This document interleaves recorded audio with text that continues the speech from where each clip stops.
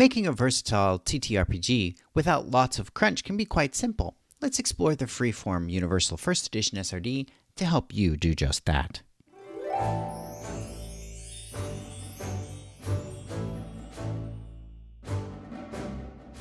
Hello and welcome to Hessens County. I'm glad that you could join us again today for another TTRPG talk. This video series discusses tabletop role-playing games, related materials, world building, suggestions, and game design. Today, we will continue our series about System Reference Documents, or SRDs, with a look at the Freeform Universal First Edition. This role-playing game system was originally created by Nathan Russell of Peril Planet Game Studios in 2010. The abbreviation that Nathan normally uses in their text is, as you can see on the screen here, FU. But since that can have some unfortunate connotations, I'm simply going to refer to it as Freeform for the sake of this video. This is another relatively simple system that relies on the use of six-sided dice for action resolution. When an event happens in storytelling in your game where you're not sure what should happen, then you ask a question and then roll a single die. However, you may need to roll more than one die if your character or the scene is bringing modifiers into this roll. In some ways, this operates similar to a roll with advantage or roll with disadvantage in a number of other role-playing games. First, you will need to determine how many positive or negative modifiers may apply to this roll. Each one adds either a bonus or a penalty die to the pool, but each of these modifier dies cancel each other out. Once you have figured out if you have any bonus dice or penalty dice remaining once you're done building this pool, then you will roll those dice along with the original base d6.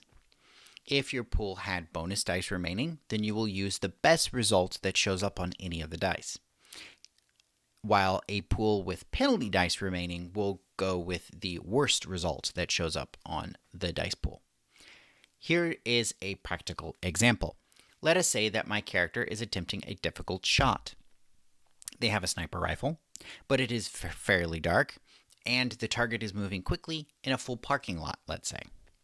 Eliminating pairs of bonus and penalty dice would leave us with only one penalty die left in the pool. Therefore, we would roll 2d6 and then go with whichever of the two dice shows a worse result. Using multiple dice and using the best or worst results on those dice is a relatively common thing to do. But one way where Freeform is different is in how you interpret that roll. While Nathan provides some alternatives in case you would prefer otherwise, here is the basic results table. You will notice that evens are always yes answers, while odds are always no. A closer examination will also show that the higher the value, the better the result for the player character. For example, a 5 is a no, but it is also a no but. This means that the player failed to reach their objective, which is the no, right? But they also got very close to their success, or they gained some other benefit despite the failure. So a good example of this might be, I'm trying to convince someone to do something, I get a no but. I obviously don't convince them to do the thing, but they might be willing to do something else that's not quite as far as I had intended, or they might be willing to give me some information to help me find someone else who might be able to help me instead. I find this unique results array very interesting because it gives you two pieces of information in a way that I find more intuitive than if you had simply arranged the dice in a, as you can see in this table here, in a linear fashion where, 6 is a yes and 1 is a no and. Also, presenting you the unusual array that we see at the top there does allow basically your players or the GM or whoever's creating the game the room in this space to really think about alternative ways that they might want to use dice rolls moving forward. Basically, it creates more flexibility to introduce alternative ways to approach and interpret dice rolls. So, for example, if you have a question where there might not be a linear answer, a linear sort of bipolar answer, then this basically gives you permission to tweak things around, to do what you need to do what you needed to do to get to a proper answer without necessarily having to worry about, is this okay in the engine, as you might have when you're, let's say, taking a look at, a more traditional TTRPG. Let's also go ahead and discuss how characters are constructed in Freeform as well, as that will obviously be the source of a lot of our potential bonus dice that may be coming into play into our action rolls. To start, you should approach your character creation with a high concept in mind to act as sort of that starting kernel for your character. What archetype is this character fulfilling, or even sometimes what archetype is this character trying to buck the trend of? Once we have determined that basic concept, we will move on to determining a set of 4 descriptors. These should be words or short phrases describing abilities, skills, or traits that this character has. In the base version of Freeform, each descriptor is associated with one of the following: the character's body, their mind, an edge that they may have, and a flaw that they have to live with. Keep in mind that descriptors should be best flavored for the story at play. To be specific, the game manual, the SRD, provides an example where it doesn't really make a whole lot of sense to give your character the flaw that they can't swim if your game is taking place on a desert planet. While that would be incredibly appropriate for a game where your player is a pirate. Another example of a group of 4 descriptors might be, let's say I'm creating a character for a spy sort of, James Bond style game. Maybe my character is wiry, witty, and great with money, but they are also a hopeless romantic. Each character then also gets 2 pieces of gear. It is assumed that our character has all the basics that they should ever need. Instead, these pieces of gear that we're discussing are more impressive items that are powerful assets for our player during the actual play of the game. They should always be described with a phrase containing one adjective and a very specific noun. Going back to our spy PC, maybe their pieces of gear are a gadget-filled watch and a hidden shoe phone. Once all of this is in place, it is a very simple matter of building out a further description in order to sort of flesh out this character once you have the basics in place, creating a drive that might propel this character forward during the course of play, and a pre-existing relationship with at least one other character at the table that sort of sets the stage for the different connections between the groups in the party.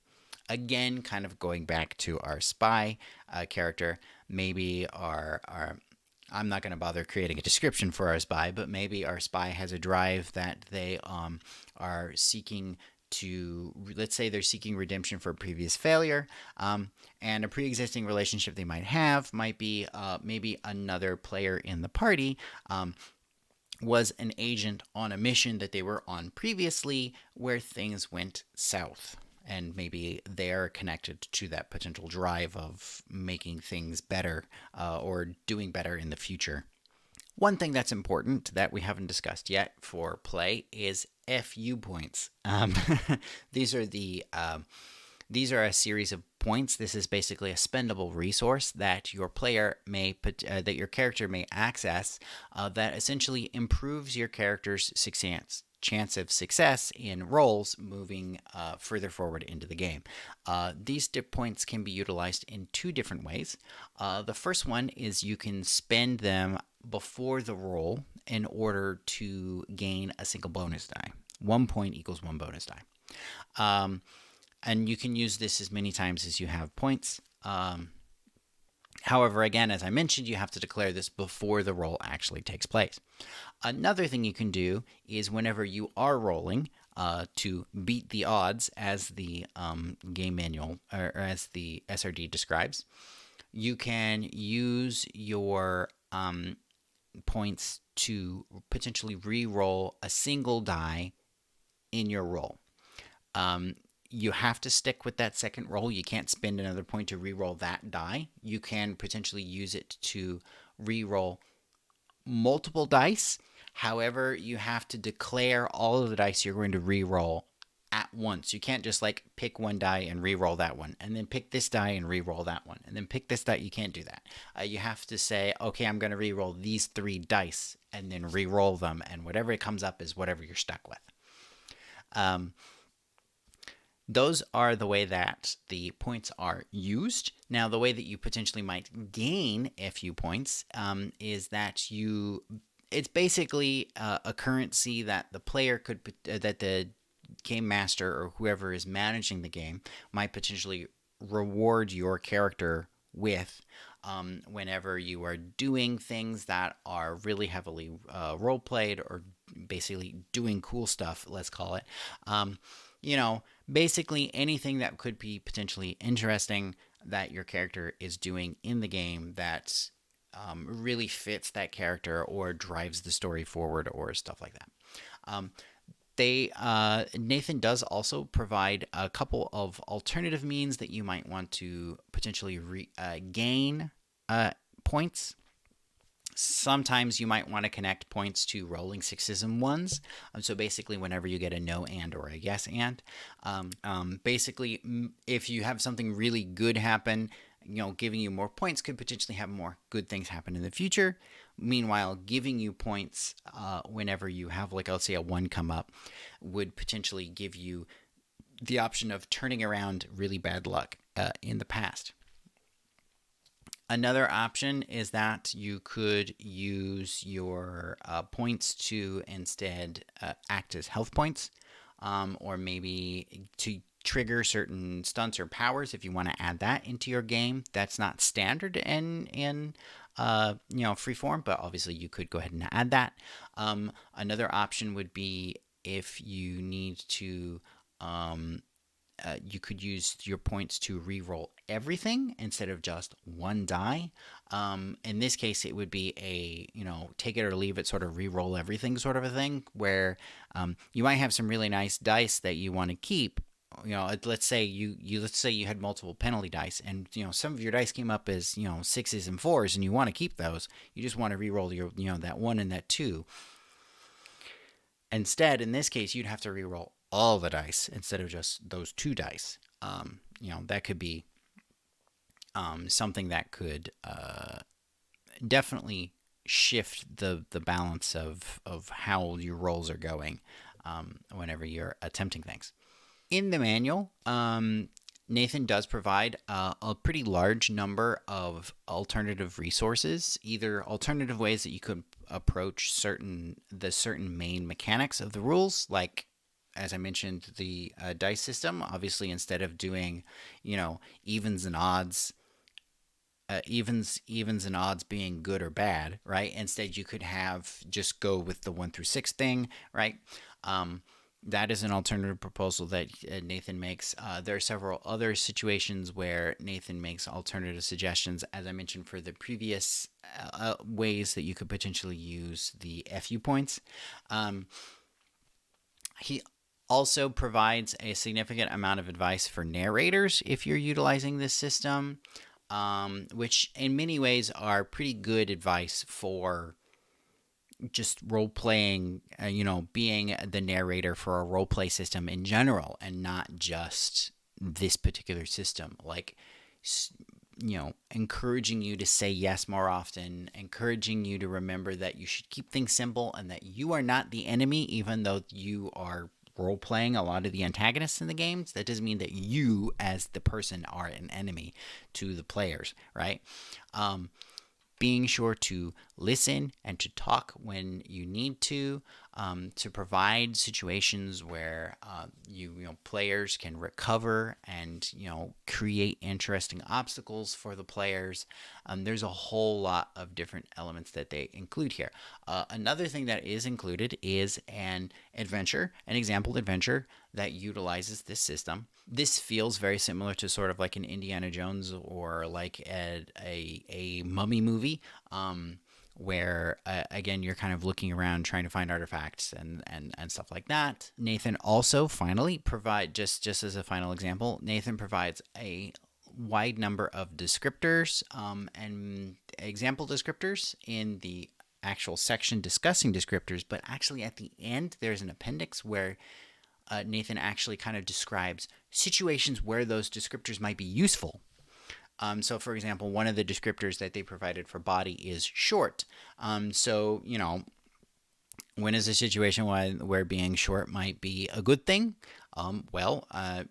Being short might make it easier for you to crawl under low objects, right? And just squeeze into small spaces, or getting lost in a crowd of people, right? But obviously, being short might be a disadvantage if you're trying to reach something on the top shelf, or trying to climb up into something, or trying to see over like a wall.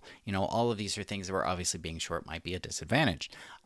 So that's important to remember, is that descriptors are not always advantageous things. Descriptors are also allowed to be, both. Even the flaw and the edge descriptors can also sometimes have advantages or disadvantages associated with them that might not be typical to what you might think whenever you are originally creating them in the first place. So that was the Freeform Universal Roleplaying Game. As I mentioned, this is sort of like the first edition. I believe there is a second edition that's kind of in the works. Links to the places where you can find this particular SRD, and then also I believe the beta for the second edition version can be found in the doobly-doo down below, as always. Don't be afraid to check this out. Even if you aren't necessarily interested in creating a role-playing game, there are elements, especially in the narrator section, that I think would be incredibly useful for anybody who just even runs a game, much less wants to potentially create a game. And again, this is more of a system that's really focused towards people who want games with less crunch, but still interesting results, still having, potentially very disparate, a wide variety of potential results pretty much on every roll, whether you end up with lots of modifiers or not, right? Just because of the way the dice system works. Again, thank you all for joining us again here today on Hessens County. Don't forget to like, subscribe, ring the bell, and all the fun stuff that you see down below. Check the links, and don't forget to rate your itch purchases, and have a good zone.